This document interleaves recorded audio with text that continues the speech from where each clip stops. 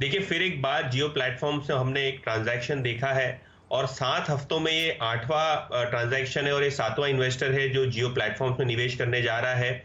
और इस बार Abu Dhabi का जो सॉवरेन वेल्थ फंड है, idea, Abu Dhabi investment authority, वो जियो प्लेटफ़ॉर्म्स में 1.16% हिस्सेदारी खरीदने जा रहा है, लगभग-लगभग 5,700 करोड़ रुपए में, 5,700 करोड़ रुपीज़ में।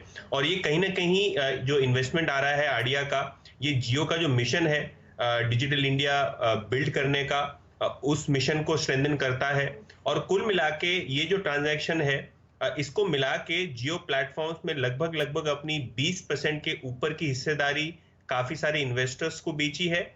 और कुल मिला के 98,000 करोड़ रुपीस के आसपास का फॉरेन इन्वेस्टमेंट जो है जियो प्लेटफॉर्म्स में आ चुका है। इसके पहले हमने देखा था कि Facebook, Silver Lake partners, KKR, General Atlantic, इन सभी दिग्गज इन्वेस्टर्स ने, जो कि टेक्नोलॉजी फंड्स हैं, इनमें से कई प्राइवेट इक्विटी इन्वेस्टर्स हैं, और अभी लंबी अवधि के लिए इन्वेस्टमेंट करने के लिए मुबादला और अबू धाबी इन्वेस्टमेंट अथॉरिटी जैसे सॉवरेन वेल्थ फंड्स भी जियो प्लेटफॉर्म्स के साथ जुड़ चुके हैं। और जैसे कि मैंने पहले बताया, एक बार फिर बता देता हूं, अभी अबू धाबी इन्वेस्टमेंट अथॉरिटी ने जो लेटेस्ट ट्रांजैक्शन हुआ जियो प्लेटफॉर्म में 1.16% स्टेक खरीदने जा रहे हैं, वो लोग 5,700 करोड़ रुपए के आसपास जियो प्लेटफॉर्म्स में। और जियो प्लेटफॉर्म्स की जो एंटरप्राइज वैल्यू है, वो इस ट्रांजैक्शन के बाद लगभग लगभग 5.2 लाख करोड़ रुपए के आसपास हो सकती है। तो सक्सेसफुली 7वें हफ्ते में 8वां ट्रांजैक्शन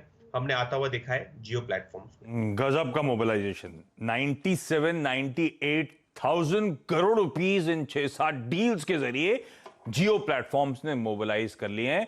ये स्टॉक आज फिर रडार पर रहेगा। यही वो स्टॉक है जिसने लॉकडाउन के दौरान बाजार की सबसे ज्यादा मदद करी थी और लगातार इन डील्स की जो झड़ी लग रही है, ये स्टॉक भी आज सपोर्टिव होना चाहिए। तो ऐसे में अच्छे ग्लोबल संकेत, सबसे बड़ी देश की कंपनी के लिए पॉजिटिव खबरों की झड़ी। ऐसे में फिर आज के लिए बाजार की रणनीति क्या होनी चाहिए? जरा फ्राइडे का इंट्राडे मूव डायरेक्टर साहब स्क्रीन पे दिखाइएगा। वीरू ने कहा था आज खुलते ही ट्रेड नहीं लेना है, बेस तय होगा उसके बाद ट्रेड बनेगा, और एक्चुअली ऐसे ही हुआ। एक बार बेस बना, उसके बाद अच्छे अप मूव्स आते हुए नजर आए। और वीरू ने कहा था 10,124, 10,150 एक बार पार हो जाए, उसके बाद बाजार पे भरोसा बढ़ेगा। तो 125, 124, 150 पार, उसी के आसपास, उसी दायरे के बीचों बीच जाके हम क्लोज होते हुए नजर आए। ऐसे में वीरू, वो फ्राइडे की स्ट्रैटेजी तो एकदम सटीक पड़ी। अब उसके बाद जिस दायरे की पार करने से भरोसा बढ़ने की बात करते, उसी दायरे के थ्रेशोल्ड पे जाके हम खड़े हो गए। अब फिर ऐसे में रणनीति बननी क्या है? मूड माहौल डेटा पॉइंट्स क्या इंडिकेट कर रहे हैं? स्ट्रैटेजी क्या होगी? जय गुड मॉर्निंग आशीष। देखिए, उस दिन का एक क्रिटिकल पार्ट और था आशीष, वो था बैंक निफ्टी 20,600। एग्जैक्टली 20,600 क्या था? 20,600 था इसका 50-डे एक्सपोनेंशियल मूविंग एवरेज। उसको इसने मिड सेशन में पार किया और आखिरी में डे हाई पे आके क्लोज हो गया। बैंक निफ्टी क्रक्स था उस दिन का, क्योंकि गुरुवार को एग्जैक्टली एक खबर के चलते जो रिवर्सल आया था वो बैंक निफ्टी ने नेगेट कर दिया। अब आज के आंकड़े आशीष ये कहते हैं कि कैश की तो बहुत बड़ी बाइंग के आंकड़े नहीं है इंस्टीट्यूशंस के। हार्डली अगर आप देखें 120 करोड़ रुपए की नेट बाइंग है एफआईआई की, लेकिन एफआईआई ने स्टॉक फ्यूचर्स में 454 करोड़ रुपए की बाइंग करी। 8,000 कॉन्ट्रैक्ट लॉन्ग है और इंडेक्स ऑप्शन में याद रखिए इस वीकली कॉन्ट्रैक्ट में एफआईआई ने लगभग 44,000 कॉल लॉन्ग करके 31,000 कॉल शॉर्ट की, जो कि ये एक अच्छे अपसाइड का संकेत है। पुट लॉन्ग करी 17,000 और 20,000 पुट बेच दी। इसका मतलब यह है कि बाजार अपने प्रीवियस वीक के लोस को सपोर्ट देगा, रिस्पेक्ट देगा।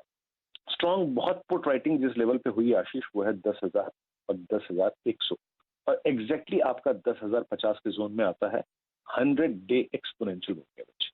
आशीष, बाय और बाय ऑन डिप्स की अप्रोच रखनी है। और एक और चीज याद रखिएगा, स्टॉप लॉस ओपनिंग के वक्त रहेगा 10,124 का। जिस एग्जैक्टली मार्क को हम गैप अप ओपनिंग के बाद छोड़ देंगे वो है 10,124 का। वो स्टॉप लॉस रखिए।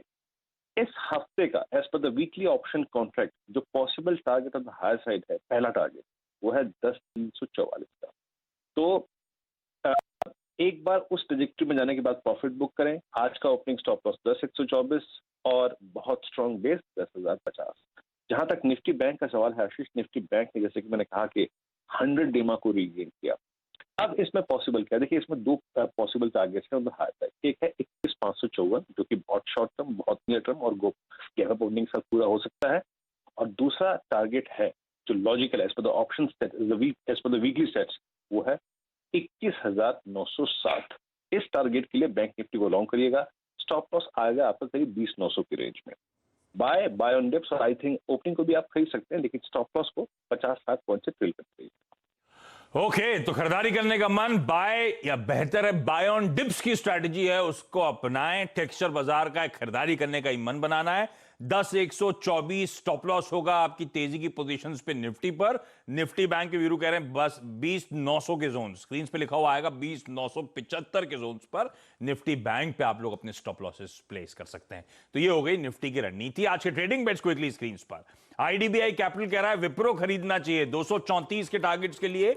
मोतीलाल ओसवाल सिक्योरिटीज कह रहा है यूनाइटेड ब्रेवरीज पे दाव लगाएं, 1080 के लक्ष्य यहां पे हासिल होंगे। और डेरिवेटिव ट्रेडिंग रिसर्च.com का मानना है आज का इकलौता सेल कॉल वो है एमजीएल महानगर गैस, बेचे नीचे की तरफ 970 का दायरा खुल सकता है।